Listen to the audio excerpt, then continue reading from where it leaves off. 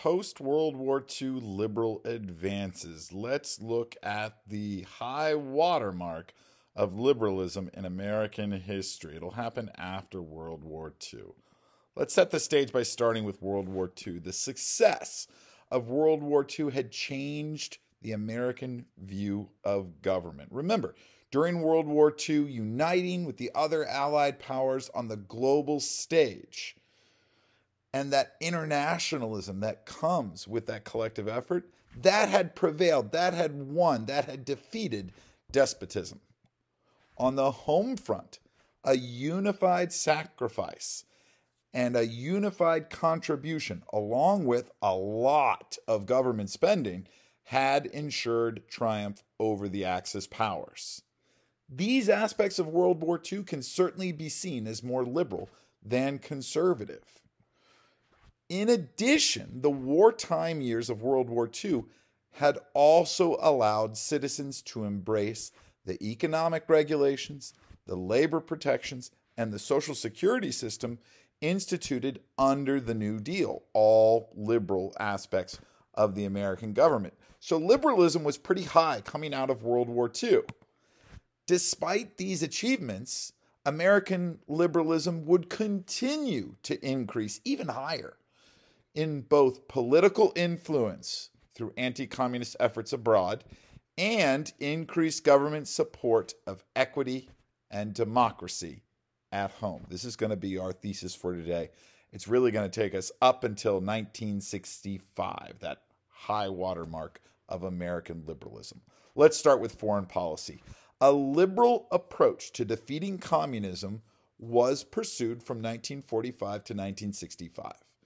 Conservatives were by no means supportive of communism, and things like the Second Red Scare targeted many liberal voices. However, the U.S. did not use unilateral action during the Cold War. The tacit support of Great Britain, of France, of other allies was always present. In the liberal idealist tradition of Woodrow Wilson's League of Nations, the United States used an internationalist approach as the superpower pursued alliances based on collective security. Specifically, NATO with European nations was followed by SEATO in Asia and the Eisenhower Doctrine, pledging support and protection of the Middle East valuable oil reserves against the Soviet Union. The Eisenhower Doctrine related to the Middle East. Remember, U.S. involvement even in Vietnam began by supporting France as they tried to subdue revolution in that former French colony. And the situation in Vietnam escalated in large part for defense of nearby what were called dominoes, other countries that we didn't want to fall to communism, like Japan and Australia. Liberal support for universal freedoms were emphasized in the CIA broadcast of Radio Free Europe, as well as in Kennedy's Berlin speech. And U.S. diplomats encouraged freedom of speech and freedom of religion in our allied nations during the Cold War, albeit with limited success. For example, Ngo Dinh Diem's authoritarian policies in South Vietnam led to not only protests like this monk burning himself alive, seen here, but his authoritarian policies, his unwillingness to give freedoms to all people in South Vietnam, led to the United States approving of and kind of looking the other way on the coup that removed him from power. Liberal internationalism and support for universal rights guided U.S. foreign policy in the 2 decades following World War II.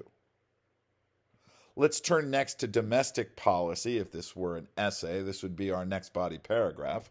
Domestically, the liberal ideal of equity, not just equality, but equity, was pursued through executive action from the White House, federal legislation from the Capitol building and Congress, and court action led by the Supreme Court.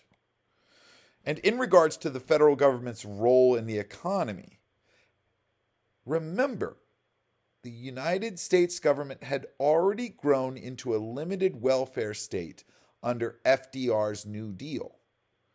All three of the following presidents, the people who came after FDR, Harry Truman, Eisenhower, and Kennedy, seen there, all three of these subsequent presidents expanded federal housing, expanded Social Security, and increased the minimum wage.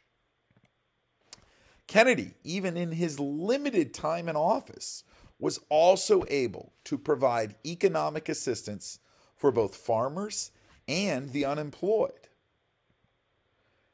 These efforts at economic equity culminated, they reached their high point with LBJ's War on Poverty, which included legislation that created the federal food stamps program. It's now SNAP, but that starts during Johnson's administration in the mid-1960s. It included subsidized preschool for low-income families. That's called Head Start. And it included Medicare for the elderly and Medicaid, health insurance provided by the federal government for the poor. Racial equity was also pursued by liberals in the years after World War II. If we start with Harry Truman, a lot of his fair deal may have been stymied by the conservative coalition of Southern conservative Democrats and conservative Republicans coming together in Congress to block a lot of the things Truman wanted to do, like universal health insurance. But Truman did initiate some of the later progress for African Americans by starting with desegregating the military in 1948 via executive order. And he also created the Commission on Civil Rights. So steps begin even in Truman's administration. Eisenhower supports the Little Rock Nine by sending those soldiers we see in that picture there to protect those students. That executive action ensured enforcement of the Supreme Court's Brown versus Board decision. Again, the zenith was reached in the mid-1960s, with LBJ advocating for a bill that had started when Kennedy was in office. Kennedy's Civil Rights Act, the Civil Rights Act of 1964, outlawed segregation in public places. That's the high point, or at least close to the high point in terms of racial equity. Equity, both economic and racial, were overarching goals of liberals that achieved a lot of success from 1945 to 1965. Let's also look at expanding democracy. The federal government was also used to pursue the liberal goal of expanding democracy. For African Americans, the Voting Rights Act of 1965, which got rid of literacy tests, and the 24th Amendment, which got rid of poll taxes,